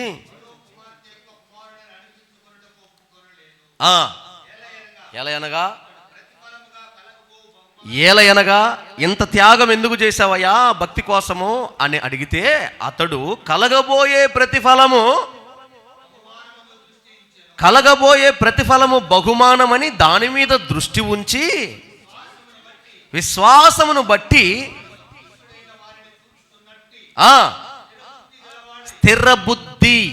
స్థిరమైన బుద్ధి. హలో, మోషేకి అన్నీ ఉన్నాయి. ఇప్పుడు మనం వేటి కోసం చేతులెత్తి ప్రార్థన చేస్తున్నామో అవన్నీ మోషేకు ఉన్నాయి. నువ్వు లెక్క వేయలేవు. మోసే ఆస్తిని క్యాలిక్యులేటర్తో లెక్క వేయలేవు, సరిపోదు క్యాలిక్యులేటర్, కంప్యూటర్ డిస్ప్లే కూడా చాలదు. అంత ఆస్తి మోషేకుంది. అంత బలం, అంత జ్ఞానం, అంత చదువు, అంత సైన్యం, అంత సామర్థ్యం మోషేకుంది. కానీ మోషే వాటన్నిటికీ ఒక పేరు పెట్టాడు, అల్పకాల భోగం. ఇది నాకు వద్దు. ఖచ్చితంగా నువ్వు మోసని చూస్తే తెక్కలోడా పోగొట్టుకుంటున్నావురా అంటావు. కానీ మోసే అంటాడు, నీవు ఈ అస్థిరమైన దాన్ని చూసి నువ్వు అనుకుంటున్నావు, కానీ నేను స్థిరమైన దాని మీద మనసు పెట్టాను. 1000 ఏళ్ళు పరిపాలన చేసి ఆ రాజ్యం మీద మనసు పెట్టాను. అందుకే ఈ అల్పకాల భోగం మీదకి నా మనసు పోనివ్వకుండా స్థిరమైన బుద్ధి నాకు పుట్టించమన్నాడంట. ఇప్పుడు గొడ్డు చాపట్లో అట్లాంటి బుద్ధి దేవుడు మన సంఘంలో అనేకులకు పుట్టించునుగాక. హల్లెలూయా. 1000 ఏళ్ల పాలన మీద, రాబోయే రాజ్యం మీద, ఉండబోయే పట్టణం మీద మహిమ కలిగిన దివ్యమైన ఆ పురములో మోసే అడుగుపెట్టి అక్కడ ఏలాలని దాని మీద మనసు పెట్టి ఈ లోకమైన ఈ నటనంతటిని అల్పకాల భోగంగా ఎంచి పక్కన పెట్టేశాడు. అయినా అప్పుడప్పుడు అధికారులు కనపడ్డప్పుడు, ఏదైనా డబ్బు కనపడ్డప్పుడు, ఏదైనా ఆశ పుట్టించినప్పుడు మనసు అట్లా డైవర్ట్ అవుతుంది మోసేకి. అందుకే మోసే అంటాడు, స్థిరమైన బుద్ధి నాకు పుట్టించయ్యా. లంచగొండితనం, టెంప్టేషన్, పొగిడితే జాగ్రత్త. సాతానుగాడు చేసే మొట్టమొదటి స్టెప్ ఏంటంటే నిన్ను పొగుడుతాడు. బా నువ్వు ఏం అందంగా ఉంటావు అక్క, ఇంకా చాలు. వాడు ఎవడో చెప్పాడు, డార్విన్. ఎక్కడి నుంచి వచ్చామంట మనం? డార్విన్ సిద్ధాంతం తెలియదు మీకు? డార్విన్ చెప్పాడు మనం ఎక్కడి నుంచి వచ్చామంట? కోతి మొహం దాన అనుకోవాలా. మామూలుగా కోతి దగ్గరకు వచ్చి, కోతి నువ్వు చాలా అందంగా ఉన్నావు అంటే ఆ కోతి అంటే అర్థం ఉంటుందా?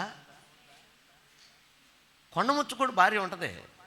కొండముచ్చు కూడా భర్త ఉంటుంది, వాళ్ళిద్దరు కూడా చాలా ప్రేమగా ఉంటాడు. ఆ భర్తే ఆమెకు లోకం, ఆ కొండముచ్చే ఈ భర్తకు లోకం.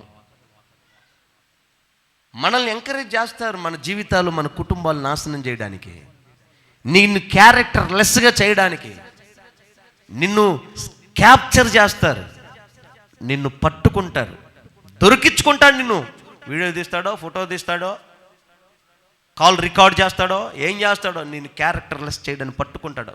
అలాంటి సమయము నీ దగ్గరకు వచ్చినప్పుడు మోసే చెప్పినట్టు చెప్పలేస్తున్నాం. మళ్ళా హల్లెలూయా. ఇలాంటివన్నీ దాటి వచ్చా నేను, అందుకే ధైర్యంగా చెప్తున్నా. ఆమె బయట పెడతా రా, పెట్టు. ఆ స్టేటస్ మనకు రావాలి, ఆ క్యారెక్టర్ మనకు రావాలి. అలాంటి మనం సంపాదించుకోవాలి. లేకపోతే దొరికిపోతాం, సాతానుగాడు దొరుకుతాం. వాడు తిప్పుతాడు, అట్నే కుక్క పిల్లని తిప్పినట్టు తిప్పుతాడు. ఊపిరి ఆడకపోతే ఫ్యాన్కు ఊయలుగుతావు. ఏం చేస్తావు? చేసేదేం లేదు. సో చచ్చిపోతేనే పరలోకం ఉందా? లేదు. అక్కడే నువ్వు ఒక ఆత్మని హత్య చేస్తున్నావు. నరహంతకులు పరలోక రాజ్యానికి వెళ్ళరు, ఆత్మహత్య చేసుకున్న వాళ్ళు కూడా పరలోక రాజ్యానికి వెళ్ళరు. గెలిచిన వీరులు పరలోక రాజ్యంలో ఉంటారు. క్యారెక్టర్ కాపాడుకోవాలి, నడికట్టు కాపాడుకోవాలి. ఆ నడికట్టు నువ్వు దేవుడికి ఇవ్వాలి. ఆ నడికట్టు క్యారెక్టర్, ఆ క్యారెక్టర్ ఎలా ఉండాలో ఒక్కటే మాట చెప్పి నేను ముగించేస్తా. ఈ నడికట్టు సాంప్రదాయం ఇశ్రాయేల్లో ఎక్కడ మొదలైందంటే యాజకుడి దగ్గర మొదలైంది. లేవియకాండం 8వ అధ్యాయం 7వ వచనంలో అదొక్కటే లాస్ట్ రెఫరెన్స్. గట్టిగా ఒకసారి అందరూ హల్లెలూయా అని చెప్పండి. ఇంకొంచెం గట్టిగా చెప్పండి. లేవియకాండం 8వ అధ్యాయం 7వ వచనం చూడండి. అతనికి చొక్కాయిని తొడిగి దట్టి కట్టి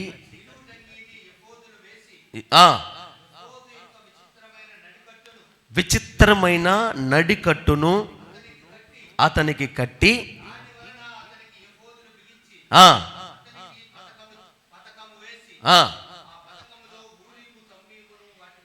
ఉంచి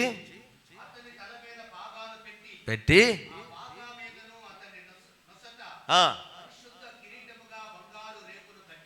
ఆమేన్. ఒకసారి మీ తలపైకి ఎత్తండి. దేవుడు సంఘముగా ఒక గుడారము కట్టి, మందిరముగా ఒక గుడారము కట్టి, ఇశ్రాయేలీల మధ్యలో నేను ఉండాలని, ఆ గుడారంలోకి ఆయన రావాలని వచ్చాడు. వచ్చిన దేవుడికి నైవేద్యం ఇవ్వాలి, వచ్చిన దేవుడికి ప్రార్థన చేయాలి, వచ్చిన దేవుడికి అర్పణ చెల్లించాలి, వచ్చిన దేవుడికి బలి ఆరాధనలు జరగాలి. అందుకని ఆ బలి ఆరాధనలు జరగడానికి ఎవరు పడితే వాళ్ళు కాదు. జాగ్రత్తగా నీ మాట. ఈరోజు పెద్దోడు పాస్టర్ అయిపోతాను, పెద్దోళ్ళు సేవకులే, మైకు పట్టుకుని 2 మాటలు వచ్చి 4 పాటలు పాడితే పాస్టర్ గారు అయిపోతుంది. దానికి ఒక క్యారెక్టర్ ఉండాలి. ఆ క్యారెక్టర్ ఉన్న మనుషుల్ని మోసే ఎన్నుకొని ఏర్పాటు చేసుకొని వాళ్ళకు ఒక ప్రత్యేకమైన వస్త్రము, ప్రత్యేకమైన నిలువుటంగి, ప్రత్యేకమైన కిరీటము, ప్రత్యేకమైన దట్టి, ప్రత్యేకంగా అన్నీ సపరేట్గా చేసి ఒక విచిత్రమైన నడికట్టు వాళ్ళకు కట్టాడంట. అందరికి దొరికే నడికట్టు వాళ్ళకు ఉండదు, వీళ్ళకు ఒక విచిత్రమైన నడికట్టు ఉంటుంది. ఆ విచిత్రమైన నడికట్టు వారికి కట్టి, ఇప్పుడు నువ్వు మందిరంలో పోయి సేవ చేయి అన్నాడు. అంటే యాజకుడు మందిరంలో సేవ చేయాలంటే యాజకుడికి ఖచ్చితంగా ఉండాల్సిందేంటి? నడికట్టు. నడికట్టు అంటే ఎవరు? మనమే. సేవ జరగాలంటే, మందిరం జరగాలంటే, సేవ విస్తరించాలంటే, ఇశ్రాయేలీయుల పాపము పరిహరించబడి నశించిపోకుండా వారు బ్రతకాలి అంటే ఆ సేవని నడికట్టులాగా నువ్వు సేవకుడికి వెన్నంటి ఉండుగాక. కొట్టాలంటే కొట్టాలి చప్పట్లు. అలాంటి సేవకుడికి నడికట్టులాగా నువ్వు మారాలి, సేవలో భాగం అవ్వాలి. అగ్ని రగులుతుంటది బలిపీఠం మీద, సెగ, మంట, శ్రమ. యాజకుడు ఆ బలిపీఠం దగ్గరికి వెళ్తాడు, నొప్పి భరించాలి, సెగ పడుతుంది. నువ్వు యాజకుడిని అంటుకొని ఉండాలి. అన్నయ్య నేనున్నా, కానీ అన్నయ్య తొందరగా బలిర్పించే అన్నయ్య, ఈ పాప పరిహారం అయిపోతే వాడు బతికిపోతాడు అన్నయ్య, బలిర్పించే అన్నయ్య చెప్పాలి. నువ్వు సేవకుడికి నడికట్టయి ఉండి, సేవకుడికి వెన్నంటి ఉండి దీపరక్షణ దగ్గరికి వెళ్ళాలి, మోకరించి ప్రార్థన చేయాలి, చేతులెత్తి ప్రార్థన చేయాలి, సంఘక్షేమం కొరకు, కుటుంబాల రక్షణ కొరకు, యవనస్తుల క్షేమం కొరకు ప్రార్థన చేయాలి. మోకరిస్తే మోకాళ్ళ నొప్పులు, చేతులెత్తితే చేతుల నొప్పులు దిగిపోతా ఉన్నాయి. ఊరీములాగా, తుమ్మీములాగా కాలేబులాగా, యోశువలాగా నువ్వు యాజకుడి చేతులు పట్టుకోవాలి, ఆదుకోవాలి. ప్రార్థన ధూపం దగ్గర దీపం వెలగాలి, సేవ ప్రకాశించాలి, విస్తరించాలి, 4 దిక్కుల వెళ్ళాలి. ఆ దీపం వెలగాలంటే నీవే నడుకట్టే యాజకుడితో ఉండాలి, బల్ల మీద రొట్టె ఉండాలి, ఆహారం ఉండాలంటే నువ్వు సేవకుడికి నడుకట్టు అవ్వాలి. నువ్వు సేవకుడిని నడుము బిగించి దృఢపరిచి నిలబడితే సేవకుడు దంచుతాడు. రక్త విజయం. హల్లెలూయా, హల్లెలూయా. నువ్వే సేవకుడికి పొల్ల పెడితే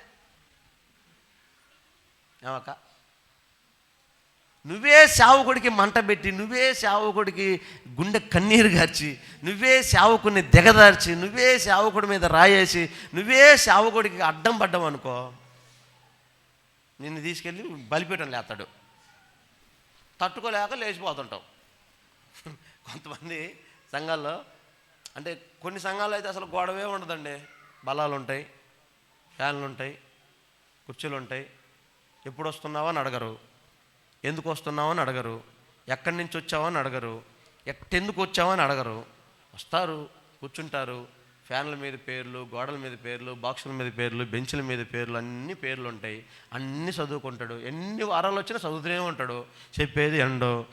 ఈయన కూడా అసలు నొప్పి తగలకుండా మన ప్రభు అయిన యేసుక్రీస్తుల వారు సంస్కృతంలో చెప్తాడు వాకి, ఆయన ఇలాగు మన కొరకు ప్రాణము అర్పించెను కనుక మనము 12 అయింది, భోజనం చేద్దాం. ఆరాధన అయిపోయింది. ఎట్టొస్తా పరలోకం? నువ్వు గోడ కట్టావు, నువ్వు గుడి కట్టావు, నువ్వు చర్చికొచ్చావు, నువ్వు చేసావు, కానీ ఆ సమర్పణ కలిగిన, ప్రతిష్ట కలిగిన, నాజీరు వ్రతము చేయబడిన భక్తి ఏది? ఎందుకు వచ్చావు మందిరానికి? దేవుణ్ణి ఎందుకు నమ్ముకున్నావు? ఈ ప్రశ్న బుర్రలో తిరగాలి. దేవుణ్ణి అసలు ఎందుకు నమ్ముకున్నావు? నీ వలన సేవ విస్తరించాలంట, సేవ నడికట్టు నువ్వు ఉండాలంట. యోనాతాను నడికట్టు దావీదుకి చెప్తున్నాడు, అయ్యా నువ్వు రాజుగా సింహాసనం ఎక్కు, నీ రాజ్యంలో నన్ను మొదటి అధిపతిని చేయి. ఆమేన్. ఏం చేస్తావు మొదటి అధిపతి అయితే? నీ రాజ్యాన్ని విస్తరించే పనిలో ఉంటా. నీకు సహకారం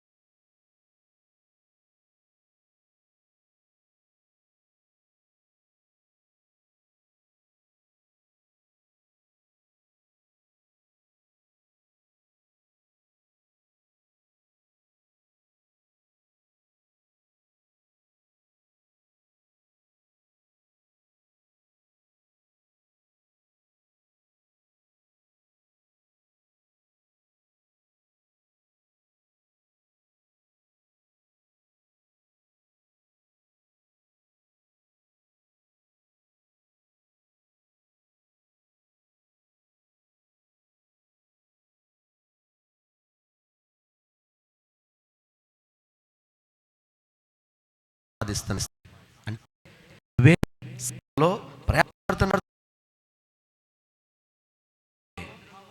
నీ క్యారెక్టర్, నీ ఆలోచన, నీ విధానం మందిరంలో ఉంది, సేవలో ఉంది. నీ ద్వారా కొన్ని ఆత్మలు నడిపించబడుతున్నాయి దేవునిలోకి, దేవుని రాజ్యంలోకి. అలాంటి క్యారెక్టర్ దేవుడు కోరుకుంటున్నాడు కనుక ఆ క్యారెక్టర్ని దేవుడికి అప్పగించాలి. కానీ హీరో క్యారెక్టర్లు, హీరోయిన్ క్యారెక్టర్లు దేవుడు కోరుకోడండి. నడికట్టు తీసి పాదాలు గడిగే క్యారెక్టర్ కావాలి. తన సామర్థ్యం కూడా, నాకు సామర్థ్యం ఉంది దావీదా, నువ్వు గొర్రెలు కాసుకునేవాడివి, ఒడిసెలు వేసుకుంటావు, కర్ర తిప్పుతావు, కానీ ఖడ్గం తిప్పడం నీకు తెలియదురా అనే క్యారెక్టర్ కాదు. ఇదిగో నీ అభిషేకం గొప్పదని తన విల్లు తీసి దావీదికి ఇచ్చే క్యారెక్టర్ దేవుడికి కావాలి. నాకు గౌరవం, నాకు ఘనత, రాజు కొడుకుని, నువ్వు గొర్రెలు కాసుకున్నాడు, నువ్వెంతరా అని హీనపరిచేది కాదు. కానీ దేవుని అభిషేకం నీ నెత్తి మీద ఉంది.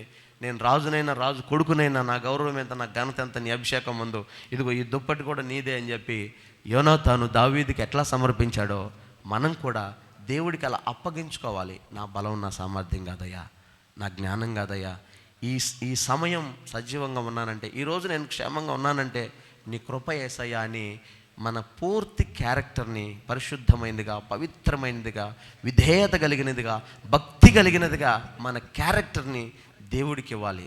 అదే నడికట్టు యేసయ్యకి ఇవ్వటం అంటే. కాబట్టి ఈరోజు ఇంకా మనలో ఎవరికైనా ఆ అనుభవం లేకపోతే, కొంతమంది ఏంటంటే అప్పగించుకోరు. చాలాసార్లు మనం పరిచయం చేయమని చెప్తామా, వెళ్ళిపోతారు, సైలెంట్గా వెళ్ళిపోతారు, నడికట్టు ఇవ్వరు. మనం ఏదైనా చెప్తే చేయరు, వెళ్ళిపోతారు డైరెక్ట్గా. అలా ఉండకూడదు, నిలబడాలి, 100% నిలబడాలి.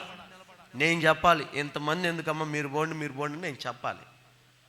అది సంఘం, అది క్యారెక్టర్, అది దేవుడు కోరుకునేది. హల్లెలూయా. నువ్వు డిసైడ్ అవ్వకూడదు. ఎందుకులే వాళ్ళు చూసుకుంటారు, వీళ్ళు నువ్వు చెప్పు, నేను చెప్పాలి. అలాంటి అనుభవం సంఘంలోకి వచ్చినప్పుడు ఆ విశ్వాసి దేవుడికి యోగ్యంగా మారుతాడు. ఆ విశ్వాసి దేవుని రాజ్యంలో అడుగు పెడతాడు. అలాంటి సంఘం, అలాంటి సేవ దేవుడు మనకు అనుగ్రహించినందుకు గట్టిగా చప్పట్లు కొడుతూ దేవునికి స్తోత్రం చెప్దాం. స్తోత్రం, స్తోత్రం, స్తోత్రం, స్తోత్రం. దేవుడు మరొక మాసాన్ని కిరీటంగా ఇచ్చినందుకు ఈ మాసమంతా ఆయన కాపాడి కటాక్షం చూపినట్లుగా చప్పట్లు కొడుతూ స్తోత్రం చెప్దాం. స్తోత్రం, స్తోత్రం, స్తోత్రం, స్తోత్రం. యోనాతాను దావీదుకి ఇచ్చిన 4 వస్తువుల అనుభవాలు మన సంఘములో సమృద్ధిగా దేవుడు అనుగ్రహించి పొందుకున్నట్లుగా చప్పట్లు కొడుతూ స్తోత్రం చెప్దాం. స్తోత్రం, స్తోత్రం, స్తోత్రం. అందరి తలలు వంచి మోకరించండి, ప్రార్థన చేసుకుందాం. ఒక్క క్షణం అందరూ అలాగే తలలు వంచి కళ్ళు మూసుకొని ఒక చిన్న ప్రార్థన చేసుకుందాం. మన ముందు ప్రభు బల్ల ఆరాధన కార్యక్రమం ఉంది.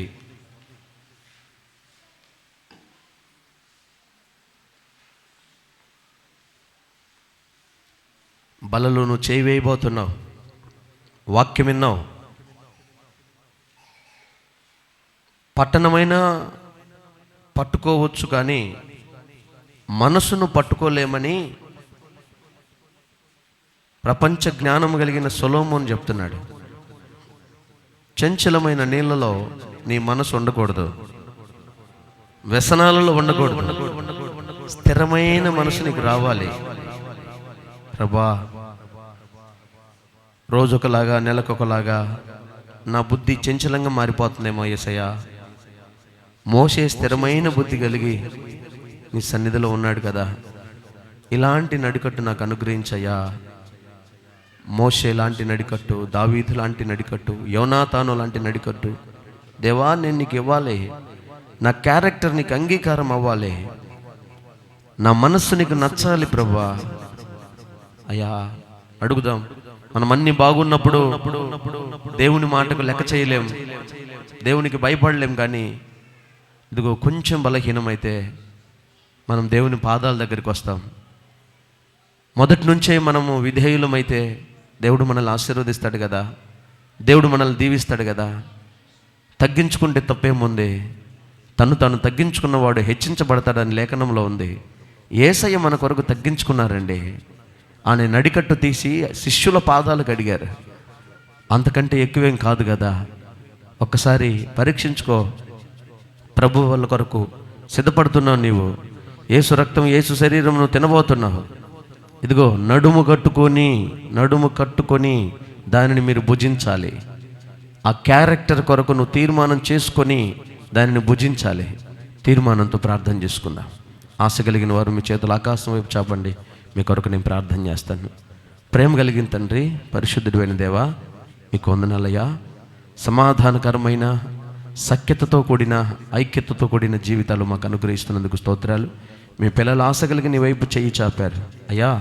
యోనాతాను తన నడికట్టును మీకు ఇచ్చాడు, తన క్యారెక్టర్ మీకు అప్పగించాడు. ఈరోజు నీ సన్నిధిలో మోకరించిన మీ బిడ్డల జీవితాల గుణం, మీ బిడ్డల స్వభావం యేసు నామములో పరిశుద్ధమగునుగాక, పవిత్రమగునుగాక, మీకు యోగ్యముగా అంగీకారమగునుగాక. కావలసిన ప్రతి మేలు అనుగ్రహించండి. ఒకవేళ చంచలమైన పరిస్థితులు ఎవరైనా ఇక్కడ ఉంటే జయించగల సామర్థ్యం, స్థిరమైన బుద్ధి నిశ్చయముగా పొందుదురుగాక. మోషే లాంటి, దావీదు లాంటి, అపోస్తుల వంటి గుణం, అపోస్తుల వంటి బుద్ధి, స్థిరమైన మనసుతో నీ రాజ్యాన్ని చేరే వరకు అనుగ్రహించమని, నడిపించమని, నీ కొరకు సాక్షిగా బ్రతికే భాగ్యము మాకు దయచేయమని, ఇదిగో మీ వైపు చేతులు చాపిన ప్రతి బిడ్డను కుటుంబాలుగా ఆశీర్వదించి నీ రాజ్యం కొరకు సిద్ధపరచుకుంటున్నందుకు మీకు స్తుతి స్తోత్రములు చెల్లిస్తూ యేసు శక్తిగల నామములో ప్రార్థించి వేడుకుంటున్నాము తండ్రి. ఆమేన్. ఆమేన్. హల్లెలూయా. దయచేసి గమనించండి.